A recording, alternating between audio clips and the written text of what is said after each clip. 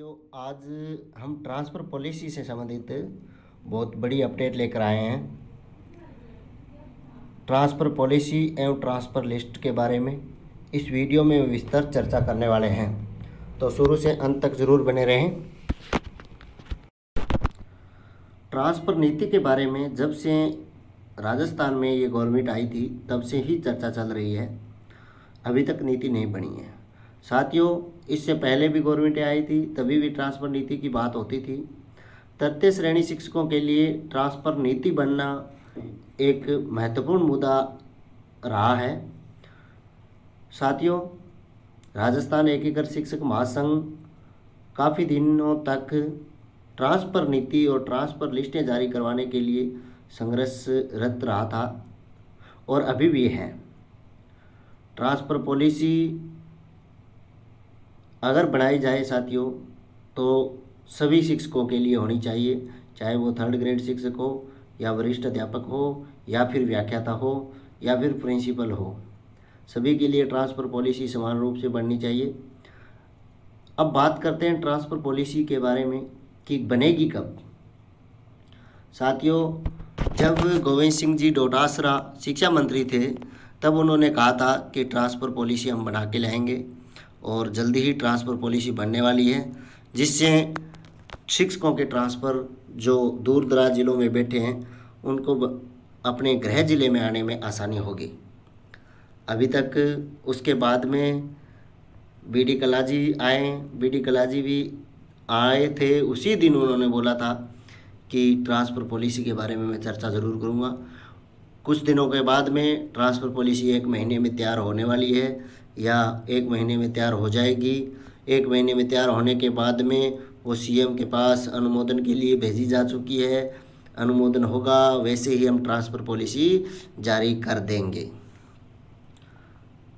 BD कला जी ने तो ये भी कहा था कि जनवरी माह के अंत तक हम ट्रांसफ़र पॉलिसी लागू कर देंगे और शिक्षकों के ट्रांसफ़र कर देंगे। साथियों, अब थर्ड ग्रेड शिक्षक लेवल 1 के नियुक्ति होने वाली है, तो उससे जो रिक्त पद थे, ट्रांसफ़र के लिए लायक पद थे, वो भरे जाएंगे।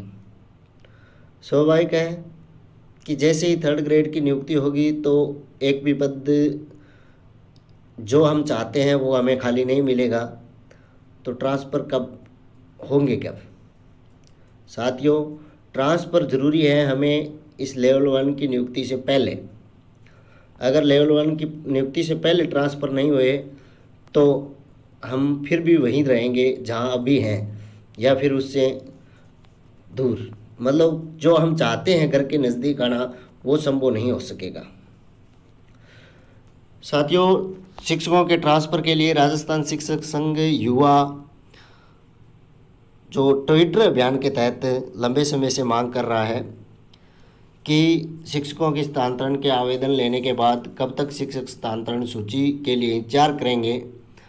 माननीय शिक्षा मंत्री जी, शिक्षकों के लेवल 1 और 2 की स्थानांतरण सूची जल्द जारी करो। और यही मांग है वो राजस्थान एकीकृत शिक्षक महासंघ भी कर रहा है।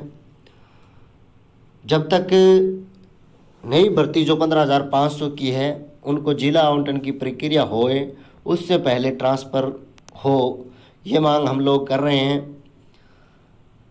साथियों, एक ट्विटर कैंपेन चलाया गया है नो ट्रांसफ़र नो वोट का।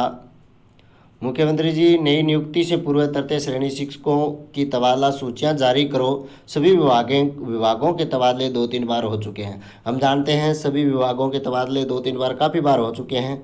साथियों, तृतीय श्रेणी शिक्षकों के लिए ट्रांसफ़र करना कोई बड़ी बात नहीं है। अगर चाहे तो सरकार ट्रांसफ़र कर सकती है। हालांकि हम सभी जान चुके हैं कि सरकार ने पेंशन स्कीम लागू करके शिक्षकों को अपनी तरफ ले लिया है। यानी एक तरफ से इस तबादला नीति को दबाने का काम किया गया है। बहुत ही अच्छी बात है कि राजस्थान गवर्नमेंट ने पेंशन स्कीम लागू की। इसके लिए हम राजस्थान गवर्नमेंट का आभार व्यक्त करते हैं क्योंकि पेंशन ही बुढ़ापे का सहारा है। साथियों, पेंशन के बगैर हम कुछ नहीं कर सकते, क्योंकि हम जानते हैं जितने भी एमएलएज हैं उनकी अगर 2 बार बना है 3 बार बना है तो उतनी बार जो एमएलएज बनते हैं उनकी पेंशनें मिलती है। तो हम कर्मचारी लोगों को भी पेंशन की आवश्यकता होती है।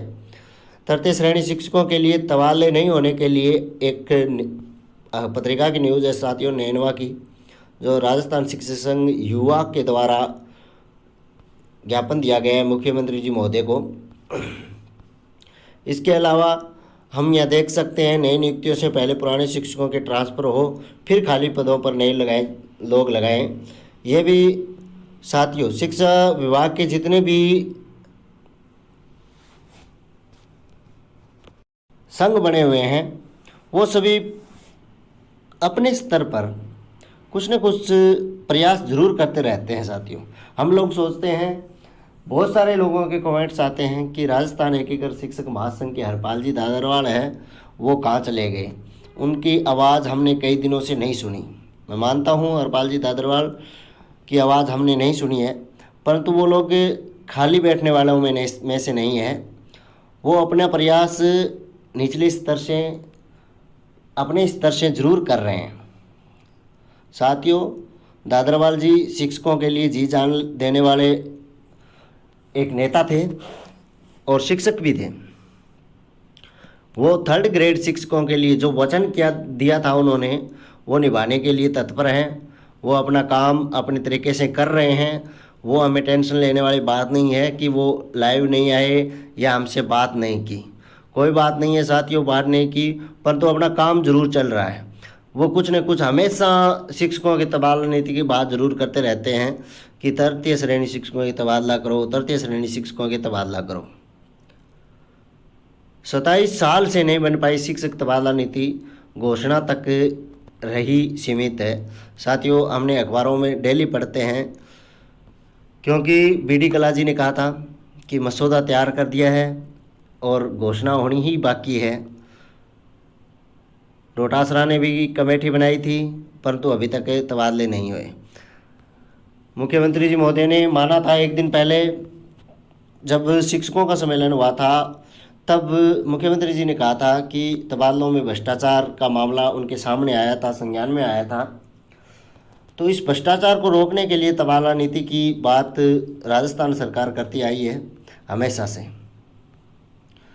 जब तक हम एकजुट नहीं होंगे साथियों, तबादले नहीं होंगे।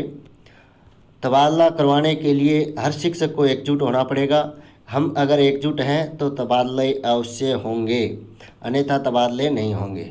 साथियों, ये वीडियो है अपने अधिक से अधिक शिक्षक साथी तक शेयर करें, ताकि तबादला नीति या तबादलों के लिए हम एकजुट हो सकें और एक बड़ा संघर्ष करें।